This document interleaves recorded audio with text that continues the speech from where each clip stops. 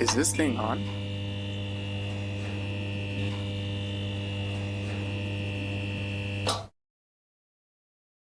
Hello, everyone. My name is Lewis Harris.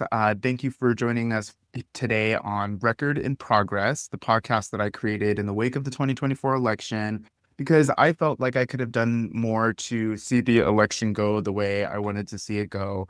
And the purpose of the podcast is to bring different perspectives, ideas, narratives, and stories to create some mutual understanding and to hopefully create a path towards a unified society that is better for all of us. So I am very lucky to be joined by a friend that has known me a little too long. No, I'm just kidding. That has known me for a while since I think middle school.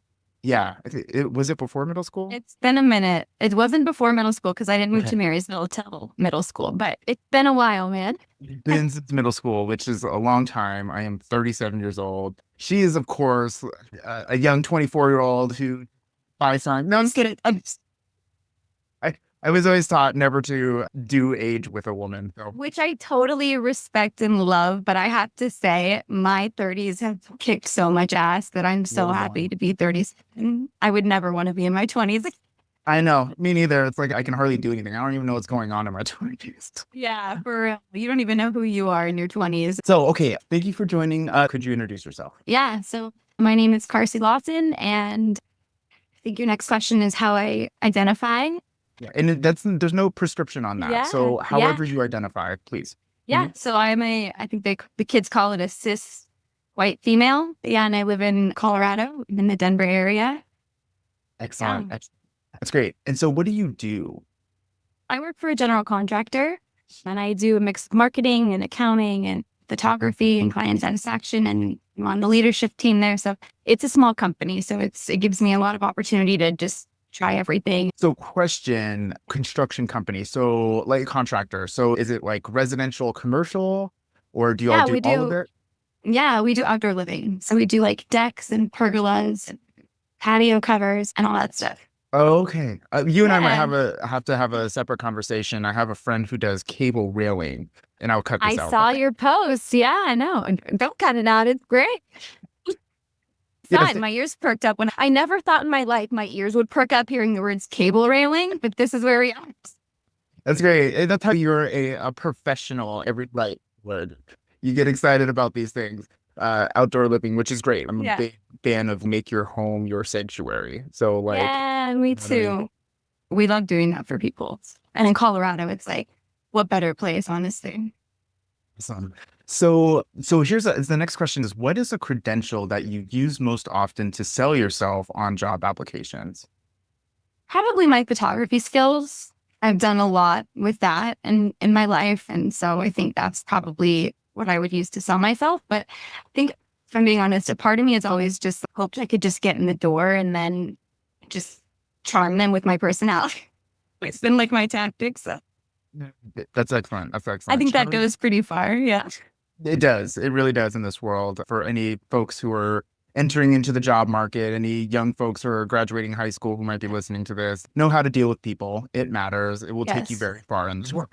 So, Yeah. Yeah. And listen to people when they talk. Listen. I think that's such a big skill, right? Listening to be curious and not listening to respond. I think that has been a full lesson in my life to yeah. get. That's so great. Yes, there's a lot to unpack there because you and I had a pre-conversation before you agreed to come on, which I really am thankful we had that conversation. Me too. But there's a humanist piece to all of this political stuff, and that's one of the outcomes I'm hoping of this podcast is that by sharing different perspectives, narratives, and stories, like we see that we are all, and one of those things that I believe is like the ability to navigate society and the world. Sure, we get some information from our parents and from school and stuff, but there's a lot of things that if our parents don't have a comprehensive view of the world, like we might miss some stuff. I know that just speaking from my own experience, and I hate to throw my parents under the bus on this, but I didn't get any financial literacy. I No, didn't know I about. love that. I'm saying. I always think of that meme. Have you seen it where it's like, I don't know anything about credit cards or taxes, but good thing I learned how to square dance. And you were in the same school system, so you remember the square dancing. We all did it. I know. It's so backwards. Yeah. So the hashtag, this podcast is starting political, but I Yeah. really want it to be broad, to really speak to the issues of us as a species right now. And obviously we're centered in American politics right now, but there's so much to unpack. So, Oh, yeah. and speaking to that, let's get to the first question. That's a meaty question, if you will, is how did Cool. you vote in the 2024 presidential election? I voted for Kamala and Tim Walz. That was a pretty easy decision for me personally. Yeah. Okay. What are three feelings you have about the results of the 2024 presidential election? Well, so I think I told you this when we were talking, but I chose to opt out of the push and pull of the election night. I went to bed early and read and just tried to zone out. There was something about feeling like I was like a pawn in this game that I just didn't want to play. Yeah. So I woke up the next morning and first thing I did was check the results and Trump won. And I cried. I'll be real. I bawled for about half an hour. I was really upset. And my son came out and saw me crying. And it was just one of those moments, like as a parent, where you're like, how do I explain this? How do I explain how I'm feeling? 'Cause it's so intense. And he's 9. He doesn't really know much about the world yet. So I just told him, I was like, I feel really emotional for the things. And I guess that brings me to my first feelings was surprise. I think my first one was surprise. I don't think I really let myself believe that it was going to go that way. So that was the first one. I think the second one was fear. I think I felt really afraid of the consequences, not necessarily for me. Like, I'm a middle-aged white woman. I'm done having children. Like, I'm born in this country. So there's a lot of ways that this doesn't affect me Yeah. necessarily. I just was so emotional for the women that were going to need medical care and just the ugliness that I felt like we were going to have to see. And I was really hoping we weren't going to have to see it. So in that moment, I just let myself sort of feel all of that. And I think I needed to. I think it was grief. I think there was a good period of grief that I had to and in some ways I'm still working through. And then the third one, I guess, was like empowerment. I just felt empowered. I was like, okay, so this is what the country has decided. I'm one person, but I'm more fired up than ever to be the light to the people around me and to spread this message of humanity just as you are doing. And I can't thank you enough for doing all the work you're doing. Like, it's so amazing. Seriously, you're such a rock star. But in my own ways, figuring out how to help, in my own ways, figuring out how to make a difference. Yeah. That is, I'm glad you said that because a lot of us are going through the grief and many of the feelings that you said, but knowing how to like what to do now, Yeah. your sphere of influence in your life. And I think in many ways, he's still not in office. And if I've been tripping, like there'll be bouts, like I mentioned in one of my posts, I said the Pledge of Allegiance and almost cried. And it was just like, I heard and he's not even that. involved yet. Yeah. I It was just, know. I read that post of yours, and honestly, it was so. No, I love it. I love all your posts. I really do. I think you wear your heart on your sleeve with this stuff, and that's a hard thing to do. It's a vulnerable place to be. So I thank you for doing that. I actually, funny enough, I feel really similarly about the flag. okay. Which is funny. I see the American flag, and for some reason, somehow the Republican Party it is what it is. I'm not judging it. It's just, I notice this in myself. I see the flag, and it reminds me of the Republican Party now. And I think that's really crazy, right? Oh, I know. okay. I know it's nuts, but that's how I feel. I see the American flag, and I feel like somehow it's become a prop in that media campaign. And it's a huge statement about the country, frankly, and about people being able to use media to even subconsciously. No, say that. No, that's great because like one, you're right. And I've talked to political insiders, if you will, and the messaging from both the parties, Democrat and Republican, Republicans did a really good job of like almost institutionalizing the American flag as their messaging. And it's like Right. the American flag belongs to all of us. So like straight up, but Yeah. but you're right. And you're in media. So you understand the importance of messaging, you understand imagery and all that stuff. And for you to feel that way, it shows that they were effective. They And were. Yeah. Yeah. Yeah. like but I want to say the American flag belongs to all of us. And so Yes. Yeah. like like maybe we should start that work of reclaiming the unity. Reclaiming it. If you're a Democrat and you're feeling that way, put your flag out. What a more beautiful, like, message of unity than everybody just putting their flag out. Like, when's the last time you drove down the street and everybody's flag was up and it wasn't the 4th of July? Say You know what that. I mean? But I get it. I do get it. I feel there have been times where I'll be totally honest, I haven't been super proud to be an American. And not because I know how many privileges come with being born in this country. I certainly don't want to disparage that. But Totally. I think a lot of people that voted for Kamala and that feel more in line with the Democratic Party, right? Feel like maybe they look around and so much of the country isn't in line with how you believe. Yes. That's sort of what it feels like, right? Like almost like you're at a party and you're like, oh, I don't know anybody here, which, but you do. We're lucky enough to be in pockets, I think, in Colorado and in the West Coast. And I've lived all over the West Coast up and down, and it's flew up and down. And I've always felt super comfortable being surrounded by like-minded people. So I think we're in a bubble to a point. That's true. And that was a lot of what I was feeling too. I was like, man, am I delusional? I know. I feel like the last decade and this Yeah. whole windfall. But one of the things that has helped me level those feelings, which have been really poignant over the last couple of weeks, is that yes, Donald Trump won the electoral. Yes, he won the popular vote, but it was only by a couple of million, right? 4.5 million or something. Yeah. Exactly. And so there are still like 7 and some odd million people who actually did vote in line. So I always have to remember that because no, it wasn't a windfall. He just pulled it out. And there were a lot of voters who sat out. I crunched the numbers a little bit yesterday, and it was like 76 million went to Trump, 74-ish million went to Kamala.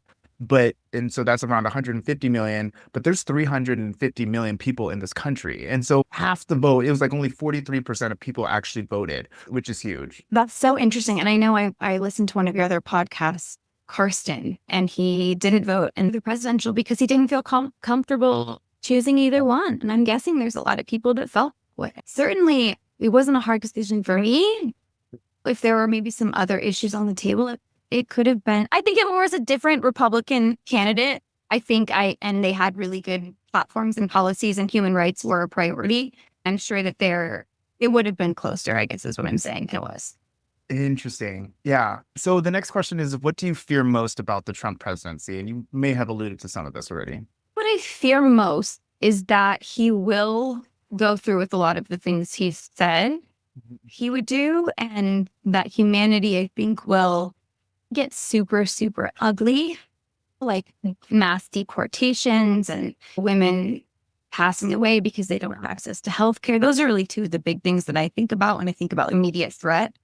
I'm afraid that's going to happen, and it's not going to trigger something in us to change course. Okay. And people are going to be like, no, that's what we need to do. And I guess like just that apathy is not going to be like broken, even Sure. seen. Yeah. Okay. That's a great point. Yeah, chew on. Yeah, no, I know but it's the normalization of some of these things that almost feel inhumane, right? Yeah, absolutely. That is scary. Yeah, I don't know. I need to talk to more Trumpers, more people who voted for Trump, because I'm still trying to figure out, like, do they care about other people? And where does that line go for? I just don't know. A great question. I really encourage you to do that. To get more people that voted for Trump, because it's like I said, we're in a bubble. I certainly do know some people that voted for Trump. Not to go off on a tangent, but like I know that a lot of people are right now cutting those people out of their lives. Yeah. And I get it. I do get it. There certainly is like a boundary that feels like it's been crossed morally. Right. And I think people are sensitive to that. And I'm not saying if that's your choice, I think that's great. But for me personally, I've found that cutting people out, I might not want to see their content necessarily all the time because it's polarizing, and that in general, I think is really unhealthy. Yeah. But you're never going to be able to have a forum to talk about things in a way that's respectful and healthy and understanding if we just cut everybody out. You know what I mean? If we're just really keeping ourselves in a bigger bubble, essentially, by cutting out people. And I personally don't think that's the best way to bridge humanity, is by closing off the people that think differently than you do. And that has been a large reaction, and I'm guilty of it. And my justification is like, you're disturbing my peace, or you're, Totally. and you're right. You're absolutely right. If we do that, we're not going to be able to solve issues, right? Because we're missing half of the argument. Very true. So the next question, Mhm. what do you hope most about the next Trump presidency? What do I hope most? I guess I hope most that he doesn't do all the things he said. But at the same time, I don't know. I just have a lot of trust in the universe personally. I think that maybe we have to go through some of this like dark stuff to see it. You know Hmm. what I mean? The opposite of what my fear was, I guess, that we do see it and we change course. We do see it and we decide, you know what? Actually, this isn't what I thought it was going to be. It doesn't look like or feel like what I thought it was going to look and feel like. And I'm changing my mind, you Yeah. know? So I guess that's what I hope. I hope that we had to dip our toe in this to Yeah. see what it would feel like. And then we sort of come back to a middle ground. Yes. Okay. And I'm glad you said that you mentioned the middle ground, because there's a lot of people believe in the pendulum, right? The pendulum of politics, right? And really, I would say the pendulum of humanity, when it goes to war, to peace, and then there's the Republican and the Democrat. But like in the middle, there's almost an acceptance of both of those things, and a compromise and a bringing together of both of those extremes, right? And that's where we should be, I instead of mean, this that's where rapid. we should be with anything. That's right. Literally anything. Eating too much, not eating enough. We know the Say answer that. is eating in the middle. Watching too much TV, watching no TV. I guess watching no TV is probably fine, but probably somewhere in the middle is healthy. You know what I mean? But I just think with anything, Mhm. there's a middle ground. And it's so weird to me. It's not weird. I see how it's happened, but it feels conflicting to what we know is that the polarization of either side isn't healthy. The healthiest place is likely somewhere in the middle. Yes. And for those listeners who have a philosophical or religious lens, or who even have an open mind to those things, there is a Buddhist teaching called the middle way, right? Which speaks about specifically recognizing the two polarities, but not being pulled by them. You know what I mean? Yes, And not allowing keeping. yourself to be manipulated by either side. Yes, yes. And Yeah. so that's interesting. And not to bring religion into the conversation per se, but honestly, religion's a piece of Talk about everybody. religion. Yeah. Yeah, absolutely. Let's talk about it. No, I'm just kidding. Yeah, what part? Bring it on. So I was talking to my sister yesterday, right? Yeah. And she's so insightful. And that's the thing too. I think surrounding yourself with people that make you think about things is Yes. really healthy. Don't you think? Well, yes, it's the critical thinking, and it's like the Yeah. challenging of thought, because if you take a muscle, right, and you don't actually work the muscle, it becomes atrophied and it doesn't move, and it can be detrimental to your body if you don't have your muscle Yeah. working the way they should, right? And Yeah. that goes for the brain. If you're not stimulating yourself with intellectual content or having those conversations with people, there's parts of your brain that won't fire the way they could if they had that level. Yeah. And Yeah. so that's an excellent point. Thank you for making that. I think that's the first time that point was made, but that's extremely important. Yeah. And Yeah, no, it totally is. And I think it just all comes back to listening out of curiosity. The whole thing I was going to say was my sister, we were talking about abortion, and she is so amazing at being able to see both sides of things or all sides of things. yeah, And so she brought up, well, I was saying how sad I was for the women that wouldn't have access to healthcare and really need it. And she was saying something about how people who are really religious, they believe all those babies have souls and all those babies have lives that they're supposed to be living. And we're stifling that by not letting them be born. And well, I don't know what I think of that, but I think it's a point that I never really thought of. And I think assuming you could get two sides together that were articulate and calm and able to put their egos aside and just discuss things, well, certainly I think that there's gray area for us all to sort of indulge. oh, I do want to unpack that. Access to abortion because of the overturning of Roe v. Wade, that was a huge issue that the Democrats ran on, and it's apparent that didn't resonate with a lot of people. And you have children, so Mhm. I don't know. And can we unpack that a little bit? Because like, Yeah. So what's your belief on that then? Or what's your thoughts on that in terms of like when life starts? And I know that's a huge conversation. If It you is. don't That's feel a whole comfortable talking, scientific. Yeah, I can dip into it. I think it ultimately for me comes down to your belief system about the soul and what the soul's, you're spiritual as well. I know we got to get into that. And that's my favorite thing to talk about. yeah, but Yeah, for real. We should have a little convo on spirituality. That would be really fun. forget politics. Let's talk spirituality. Dude, for real.